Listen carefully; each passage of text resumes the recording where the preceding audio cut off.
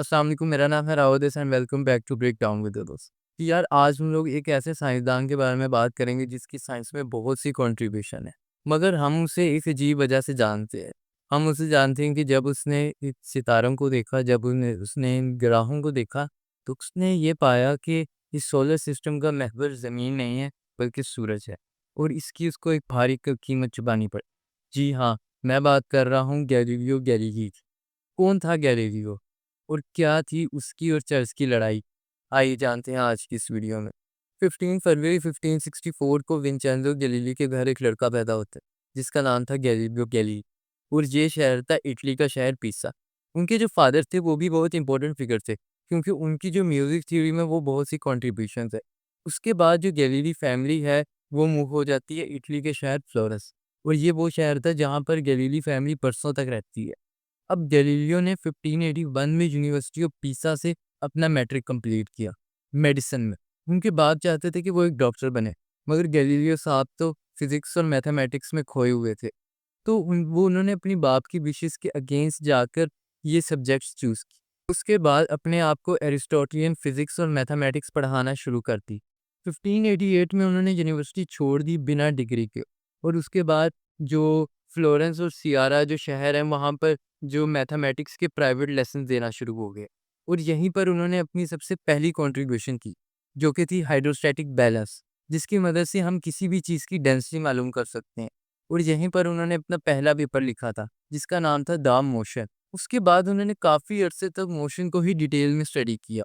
और 1588 को उन्होंने यूनिवर्सिटी ऑफ बोल्गना में मैथमेटिक्स के प्रोफेसर के लिए अप्लाई किया, मगर वो वहाँ से रिजेक्ट हो गए। मगर जो गैलीलियो की पॉपुलैरिटी थी वो आहिस्ता-आहिस्ता बढ़ रही थी उनके काम की वजह से। और जो फ्लोरेंटाइन एकेडमी है, जो कि एक बड़ी प्रेस्टीज लिटरेरी ग्रुप था, कि जहाँ पर जो है ना वो साइंसदान फ़लसफ़ी बैठकर बातें-शातें करते हैं, लेक्चर वगैरह अपनी राय देते हैं। वहाँ पर गैलीलियो को मौका मिला 2 लेक्चर देने का।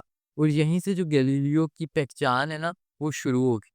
और यहीं से मिलते हैं उनको अपने पहले पेट्रियन, जिनका नाम था गुडिबाल्डो डेल मोंटे।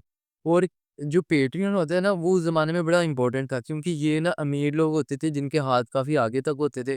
और ये जब भी किसी आर्टिस्ट, फ़लसफ़ी या साइंसदान के काम से इम्प्रेस होते थे, तो ये उन्हें पैसे वगैरह या उन्हें आगे पुश देते थे, जिसकी वज़ह से उन्हें अहम पोस्ट वगैरह मिलती थी सोसाइटी में। और यही हुआ गैलीलियो के साथ कि फिर उन्हें 1589 में यूनिवर्सिटी ऑफ पीसा में वो एज़ अ मैथमेटिक्स प्रोफ़ेसर लगे।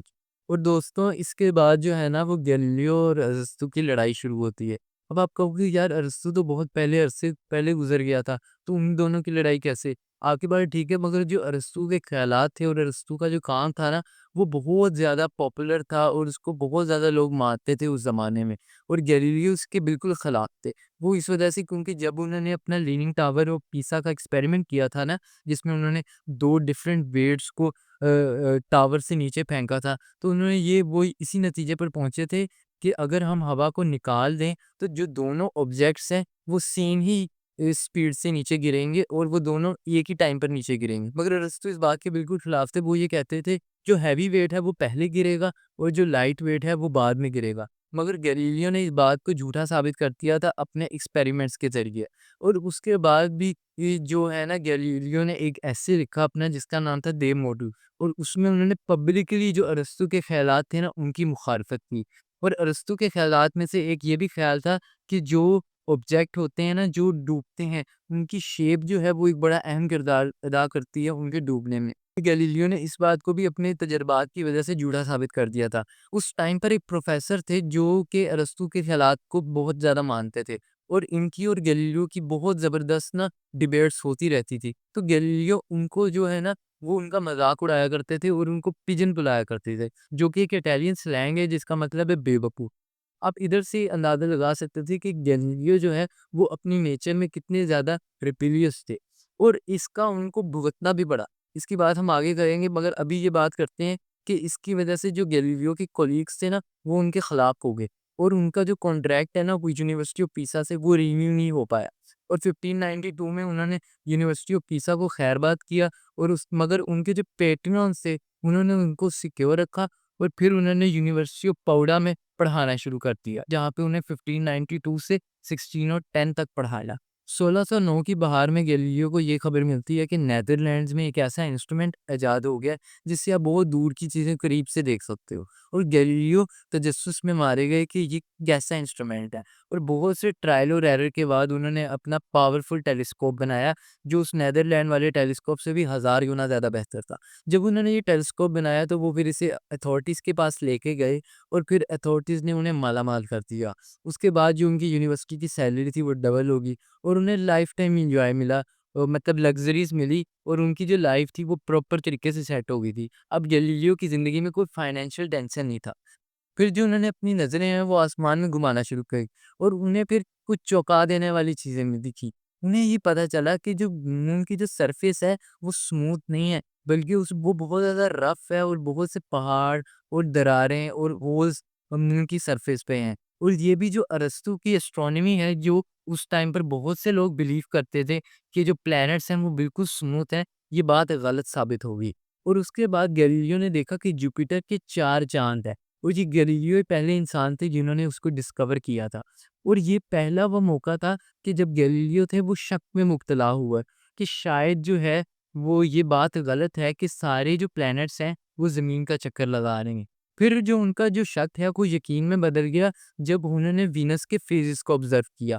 और जब उन्होंने वीनस के फेजेस को ऑब्जर्व किया ना, तो उन्हें ये पता चला कि इनको तभी एक्सप्लेन किया जा सकता है कि जब जो वो वीनस है वो सन के चक्कर लगाए, ना कि अर्थ के। इस बात पे यकीन हो गया कि ये जितने भी प्लैनेट्स हैं, ये सारे जो हैं वो सन के चक्कर लगा रहे हैं, ना कि सारी चीज़ें अर्थ के चक्कर लगा रही।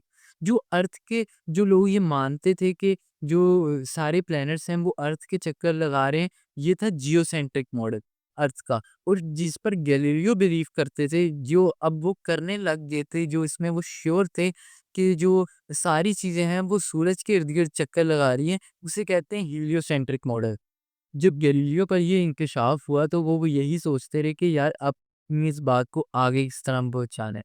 तो फिर उन्होंने जो है ना वो अपने एक स्टूडेंट जिनका नाम था बेंटेतो कैस्टेली, उसको एक प्राइवेट लेटर भेजा। जिस लेटर में ये लिखा था कि जो बाइबल है वो हेलियोसेंट्रिक मॉडल ऑफ अर्थ के इतना भी खिलाफ नहीं है, और इसको एक नए अंदाज में देखना चाहिए।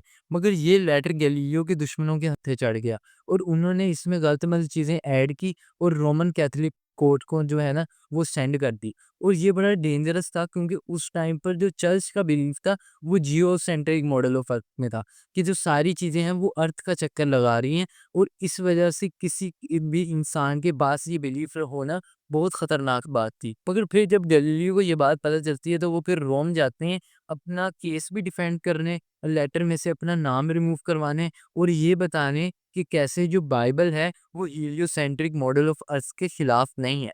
जाने से पहले अपने सपोर्ट के लिए उन्होंने जो उस दौर की जो एक अमीर खातून थी जिनका नाम था कृष्णा ऑफ लॉर ये उनको एक बड़ा लंबा खत लिखा, जिसमें उन्होंने ये बताया कि जो बाइबल है वो हीलियोसेंट्रिक मॉडल के अर्थ के खिलाफ नहीं है, और हमें किस तरह बाइबल को है वो साइंस की रोशनी में देखना चाहिए, एक्सपेरिमेंट्स की रोशनी में देखना चाहिए, क्योंकि बाइबल कभी-कभार इस तरह के अल्फाज इस्तेमाल करती है जो मेटाफर्स होते हैं, जो कि एक आम इंसान को समझाने के लिए इस्तेमाल किए जाते हैं। उनका नेसेसरीली मतलब एग्ज़ैक्टली वो नहीं होता। तो गैलीलियो रोम जाते हैं फिर। मगर यहाँ पर मज़ेदार बात ये होती है कि 1615 में एक क्लेरिक थे जिन्होंने किताब लिखी थी, जिसमें उन्होंने भी यही कहा था कि जो हीलियोसेंट्रिक मॉडल ऑफ अर्थ है वो बाइबल के खिलाफ नहीं है। मगर जब इस पर चर्चा होने लगी तो चर्च ने इसे बैन कर दिया। ऑफ़िशियली ये अनाउंस किया कि इस तरह का कोई भी यकीन किसी को भी ना होल्ड करने की इजाज़त नहीं है, क्योंकि ये मज़हबी अकायद के खिलाफ जाता है। और गैलीलियो को भी वार्निंग दी गई कि आज के बाद गैलीलियो ना तो इसके बारे में कभी लिखेंगे, और ना ही कभी ओरली बोलेंगे, और ना ही कभी इस पर यकीन रखेंगे। मगर उसके बाद गैलीलियो की ज़िंदगी में एक बड़ा ही मज़ेदार ट्विस्ट आता है। उनके एक दोस्त थे जिनका नाम था कार्डिनल बारबेनी, और वो जो थे वो गैलीलियो के बहुत एक दोस्त भी थे, उनको बहुत एडमायर भी करते थे, और उनके पेट्रियन भी थे। और मज़ेदार किस्सा यही आता है कि जो उनके दोस्त थे सबसे अच्छे, जिनका नाम था कार्डिनल बारबेनी, वही बन जाते हैं पोप अर्बन द 7, मतलब वो अगले पोप बन जाती हैं।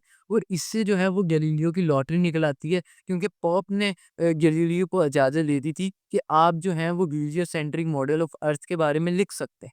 मगर एक ख्याल रखिएगा कि इसको ना एज ए हाइपोथेटिकल कॉन्सेप्ट आपने ट्रीट करना है। इसको इस तरह नहीं बताना कि ये बिल्कुल सच्चाई है। उसके बाद गैलीलियो ने अपनी ज़िंदगी की सबसे कंट्रोवर्शियल किताब लिखी। इसका नाम था dialogue concerning the two chief world systems, Ptolemaic and Copernicus. इस किताब में गैलीलियो ने ना जो हीलियोसेंट्रिक मॉडल ऑफ अर्थ है और जो जियोसेंट्रिक मॉडल ऑफ अर्थ है, इन दोनों मॉडल्स को कंपेयर किया था।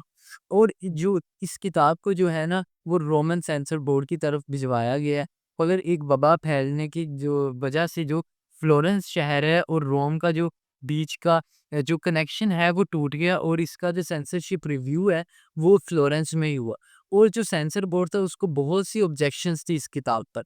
मगर गैलीलियो ने एक प्रीफेस लिख दिया कि इसमें जितनी भी बातें हैं ना वो सारी की सारी हाइपोथेटिकल हैं। तो इस वजह से ये किताब जो है ना वो पब्लिश हो। मगर अब आती है सबसे बड़ी कंट्रोवर्सी। गैलीलियो ने इस किताब को as a strict scientific literature के मैनर में नहीं लिखा था, बल्कि इसको एज अ स्टोरी लिखा था। इसको एज अ डायलॉग लिखा था, जिसमें जो है वो 3 किरदार हैं। एक का नाम है सालावाती, जो गैलीलियो के ख़्यालात को रिप्रेज़ेंट कर रहा है। दूसरे का नाम है सेग्रीदो, जो कि एक न्यूट्रल ऑब्ज़र्वर है जो बातों को समझना चाहता है। और तीसरे का नाम है सिम्प्लिसो, जो कि एक बेवकूफ़ अरस्तू का मानने वाला है।